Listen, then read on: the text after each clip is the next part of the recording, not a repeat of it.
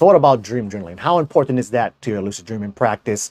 And when I say dream journaling here, I'm talking about the type of dream journaling where you journal like every day, as many dreams as you can remember from the night before, all the time. And this would be primarily taken from the perspective of someone who's already established with the lucid dreaming practice. But I believe this even goes for people who are brand new and just starting out. So I really think that level of dream journaling is not needed and it's kind of overkill.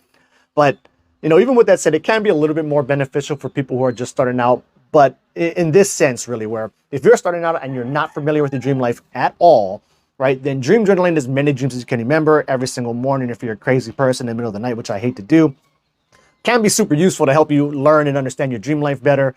Plus, it can help you kind of get lucid a little bit more often, where there's like this one technique to where you can start to recognize your dream signs. Like for me, I would dream of my childhood home all the time.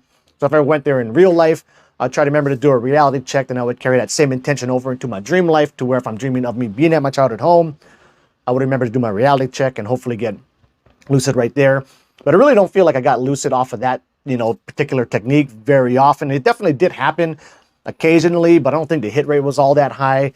I could go through my dream journal and like try to figure out how many times that happened, which I'm definitely not doing because that backlog is huge. And then, by the time you're already familiar with the dreaming practice, though, you pretty much understand your dream life pretty well. You're probably familiar with the dream signs already. So I think at that point, the need to dream journal for that reason basically disappears. Now, one way dream journaling can help, though, and this is a crucial aspect of having a lucid dreaming practice, but it doesn't necessarily have to be tied to journaling. It's having good dream recall, where if you're going to get into the habit of dream journaling, as much dreams as you can remember every single time, then you're going to really build this strong habit of every time you wake up trying to recall the dream you're just getting up out of, and then, to go ahead and write it down. But even in order to do that, you're going to have to spend at least 5 to 10 minutes in bed just trying to commit it to memory before getting up to write it, because even lucid dreams will slip out of your mind just as quick and as easy as regular dreams do. So before you even journaled it, you had to lie in bed to commit it to memory, and that is the main point. And so for many years, I would only dream journal the dreams that were, I tried to get all my lucid dreams and then the dreams that seemed important for one reason or another. But I would wake up in bed, I'd lie there, I'd start committed to memory. Then if it seemed like it was worthy of me journaling, I would try to hold that to memory and then journal that in the morning.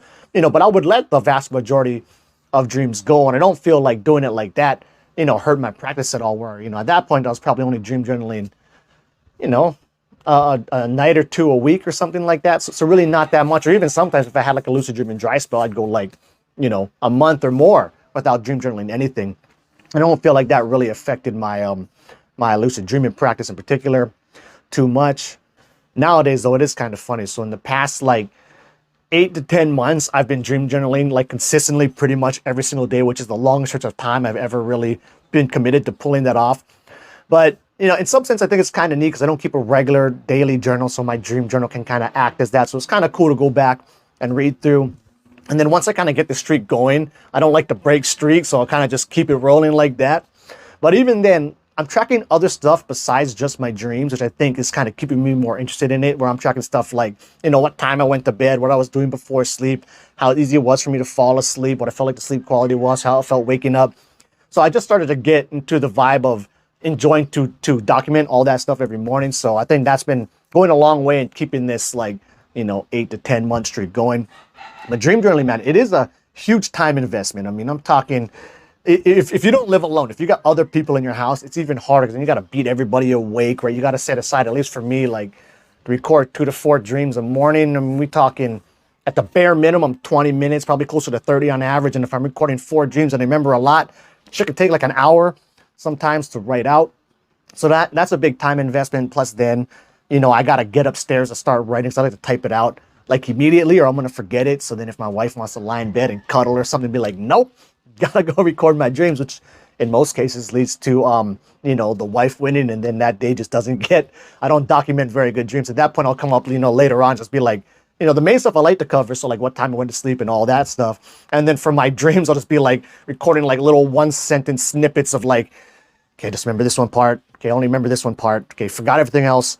My wife made me stay in bed and then do stuff like that. But anyway, yeah, so dream journaling, it can be a fun exercise to do if you want to do it. But as far as is it crucial to lucid dreaming practice, especially for people who are already veterans at this shit, I would say no.